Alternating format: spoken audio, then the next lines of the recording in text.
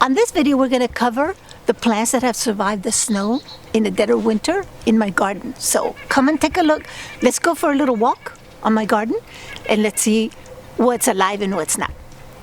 Come on.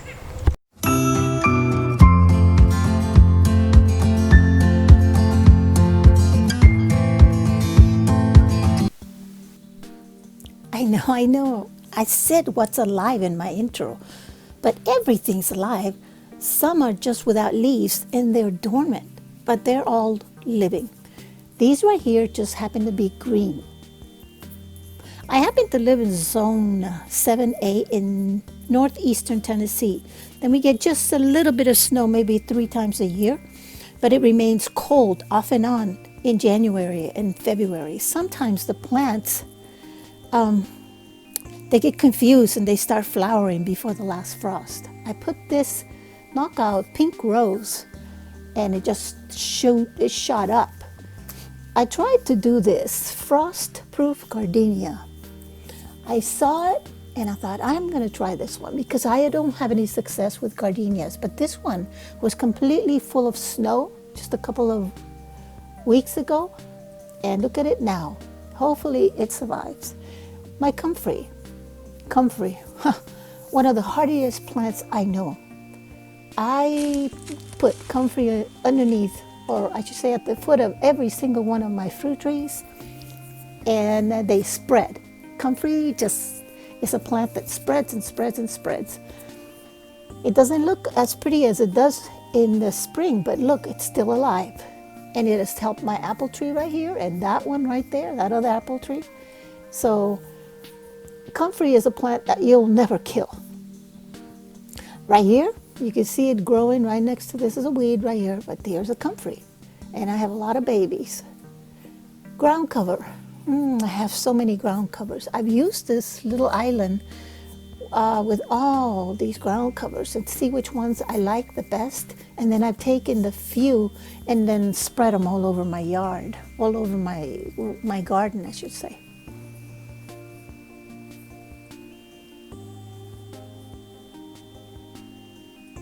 Of course, brassicas will always survive the snow, or most of them will.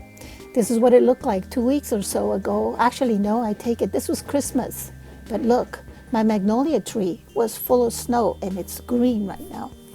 The red knockout roses and the pink knockout roses all still have some foliage.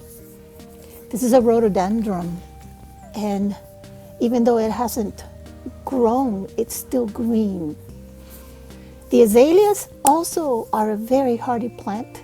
You can put a lot of snow on top of them and they come back.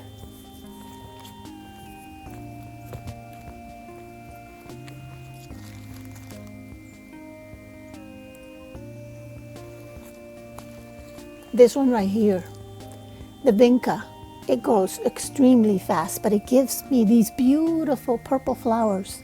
And this is the dead of winter. You should see it in the spring. Here's some comfrey, more comfrey, and for those of you who like vines, I put this vine on this cattle panel. It's a jasmine. I like jasmine. I like the white jasmines, I like the yellow jasmines, sometimes the orange ones. This one happens to be a yellow one. And it's dead of winter. It's thinking that it maybe wants to bring forth some flowers.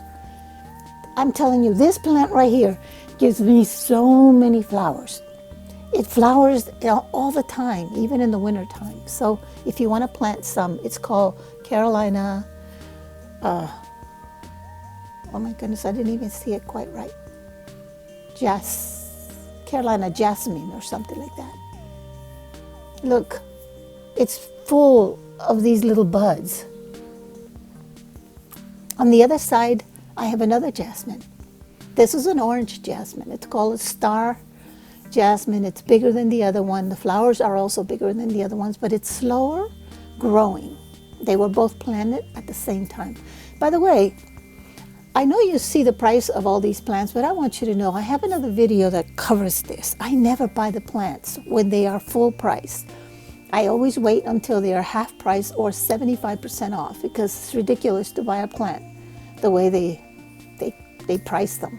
The reason why these are here is so that I can remember their names. Take a look at this one. A snowball. One of my favorite snowball bushes. And it smells so delicious. It kind of smells between a gardenia and a jasmine. Here's a little snowball coming. See, it's completely mistaken. Probably thinks spring is around the corner, but it's not yet anyway. The strawberries, these are experimental. They're white. I have more white strawberries than red strawberries here. And I'm hoping this year they give me a lot of strawberries. Take a look at this one. Oh my goodness. This is my yarrow. This is a yellow yarrow, but I have a white yarrow and a pink yarrow as well. A lot of these plants I'm showing you, I have them all over the yard. This one right here, this is a vine, a creeping speedwell, a ground cover. I have some lilies here, and I'm not covering every single plant that's alive right now or that's green, as you can see. I'm only covering a few. For instance, this one right here is a rosemary.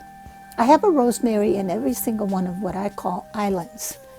And look how bushy they grow. And this is a beautiful plant. I cut a little bit of this plant because I have another video coming out where I make some soap and I put all the raspberries inside the soap, and I'll show you that coming up in the next couple of weeks. This plant right here is a butterfly bush. It looks kind of dead right now. It never gets extremely green, but it does get more foliage. It's a butterfly bush, and it's beautiful, royal purple. California fuchsia. Okay, I am freezing now. I'm about to go in. I hope you enjoyed that walk of the garden. I just want to share with you this little piece back here. This is where our the site of our future home is going to be. We're going to build right there. I'd like to get the view of the mountains, but I don't like to put it in the field because my neighbor is right there. So, I hope you enjoyed that video. See you in the next one. Bye-bye. And as always, hit the bell, like, share, and subscribe.